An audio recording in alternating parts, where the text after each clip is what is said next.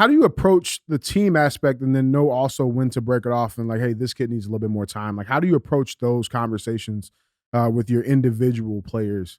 Like, how do you approach that? Yeah, so I've had a chance to have 4 head strength jobs in 5 years, and being at Georgia Tech's the longest I've ever been anywhere. But every year there's new kids, so kids coming, kids leaving, kids coming, transferring now. Yep. So every year I was the new guy at 3 different head jobs, like the only new guy on staff. I got hired in. So my first month on the job, I was just interviewing kids. I had 25 questions to ask them about their life. And I'm typing as they're talking. And it's the most basic questions you could think of. You know, when's your birthday? Who's your favorite athlete? But then you go deeper. What's the biggest obstacle you've overcome? And who's the worst coach you ever had and why? Who's the best coach you ever had and why? Tell me about the tattoos on your arm. Like all this stuff I can gather from a kid. And then I can read body language when he's not feeling good. And then I can see when he's not reaching his goals. And then I know what's going on at home. So the individual piece is everything. You know, you can't relate to one kid in a group. They don't hear you as much. But if you pull them in your office, sit down with them and listen to him speak about stuff that he's even been through, it's the most powerful thing I've ever done as a coach. And then the team stuff just takes care of itself. Dude, you know, the thing is, and people don't realize this, because most people have at least someone to talk about their struggles with. You know what I'm saying? Like a lot of these younger kids, even younger kids that we've had come work here, bro, they've never had anybody like ever, like sit there and like ever even want to hear what they had to say. And, you know, I found over the course of time, and of course, you know, I've got a long way to go to be a coach. You know, I think being a coach is something that, you know, you're constantly learning how to be better at it. You know, I look back at how I was 10 years ago. I'm sure you feel the same way. And you're probably like, damn, dude, like I should have been a lot better, you know? But I look at, you know, some of these people and talk to some of these people who haven't had anybody. And dude, a lot of times all they're looking for is someone to like legit, like say, hey dude, you got this in you. You know what I mean? You have this in you. You're no different than anybody else. You know, society has this weird way of making us all feel like we aren't qualified. Like we don't have it, you know, like I can remember in business and even in sports, you know, I was a decent athlete and, I feel like everybody, it always felt like nobody really believed, you know what I mean? And that's good for some people, right? Like some people that drives them. Like to me, I have the mentality of, okay, don't believe me. Like I'm still going to go do it. But not everybody has that because not everybody's wired the same. And like, dude, I can think of dudes right here in our company that like, had we not taken an interest in them, would they even still be here? And these are guys who come in here at 23 years old, who they're 26, 27, doing very well in life. And, you know, for those of you guys, the point I'm trying to make here in a long-winded way is for those of you guys in a leadership role, whether it's a CEO, whether it's a manager, whether it's a coach, you know, don't underestimate just talking to people, man, and finding out about them. You know what I mean? Because like, dude, that shit can go a long way and it can produce a life-changing result. Well, it's funny you say that because you ask the simplest questions sometimes, get the deepest answers that just go because nobody talks anymore. You just scroll on your phone, you Double text. tap. And then even when people ask you, hey, how you doing today? You say good. And that's it. That's your conversation. So many people beyond the surface, it doesn't exist. That no one asks you the biggest things you've ever gone through in your life or even cares. So when you have someone that does that, I think it's a game changer.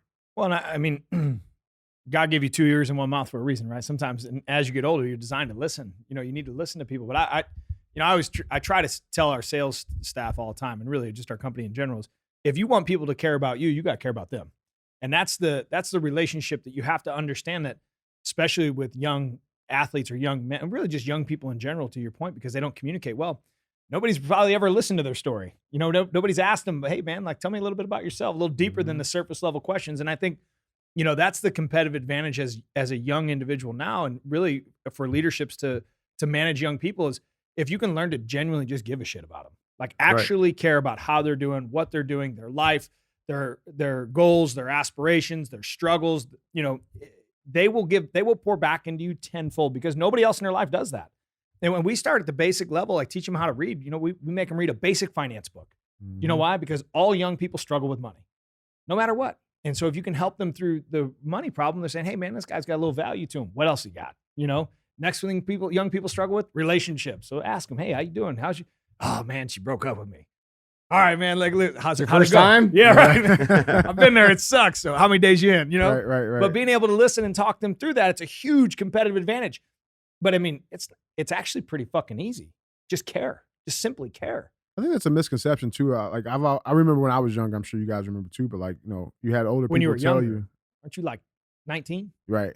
But when I was like fucking 17, though, people would tell you like, oh, you don't have any stress. You have nothing to worry about. You're just a kid. And like I think about it now, and it's like you really look at it like these young people. There's a lot going on. There's a lot of confusion, right? Bro, like they're dealing with a lot of shit with too. a whole lot that we didn't have to deal with. Yeah. Like, dude, there's a whole element to social media that we didn't have to deal with as kids. Right. You know what I'm saying? Like, there wasn't, there was bullying, right? Like, you got bullied a little bit, made fun of at school or whatever. Everybody's been through that.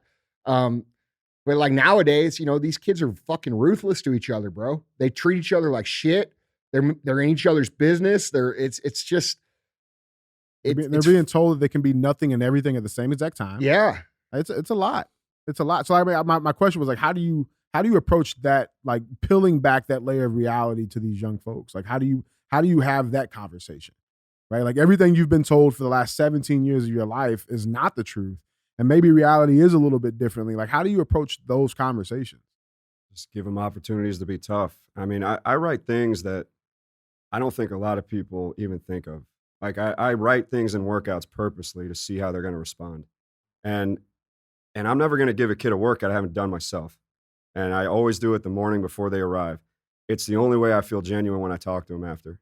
So if we have a workout at 6, I'm there at 4. I'm doing everything they're doing so I can relate to them, so I can push them, so I can coach them. And I think a lot of people bark orders and they know they can never live that life. And that bothers me.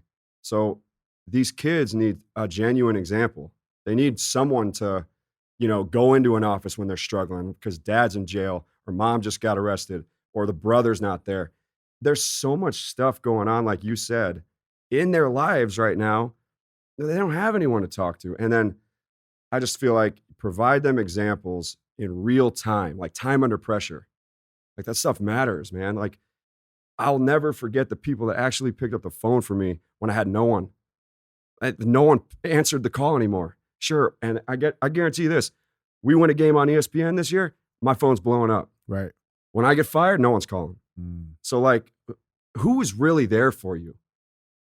I don't know, but I'm going to be there for them year round, 10 years from now, 20 years from now. They don't remember the wins. They just remember that guy that tried to pour into their heart. He gave all of his heart every day. And look, I'm going to get replaced one day. I've been replaced several times. You can't replace the amount of effort that I tried to put in to these kids' hearts. And that's how you handle a team. Is that what keeps you going every day? Like the 4 a.m. workouts? Like, I mean, when you wake up, what gets Lewis out the bed? It's being the example. It's setting the standard. It's being the standard. It's for my kids. Like I have 3 kids. Like anything I post, I want them to see one day. I always think about that. And it's always just them in mind, players in mind. And then if it helps other people, sure. But man, I have so much fire in my heart. I take a knee on the 50-yard line at 4 a.m, me and that Atlanta skyline, and I pray and I'm thankful. And I'm thankful for this opportunity. Like that's how I approach my day. And I'm running stadium sprints in the dark. It's just who I've always been.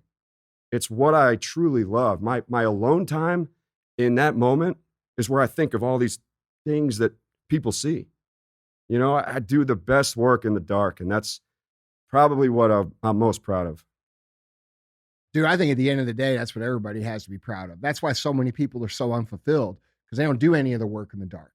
They do all their shit talking online or, for a show or for an audience. And, they don't understand what it's like to be there at 4 a.m. or to be out in the middle of a fucking tornado doing your cardio or whatever it is. What I'm saying? Like, bro, that's this. Dude, I agree. I'm like, for me, I'm the most proud of the shit that no one ever saw of what I did. You know what I mean? And I don't know. People say, I think unjustly, people say, these kids now, they're soft, they're this, they're that. I don't think it's that, dude. I think that they've been misled. I think they've been told things that aren't true. I think that, I went to the Washington Town and County Fair this weekend, as I mentioned yesterday on the show.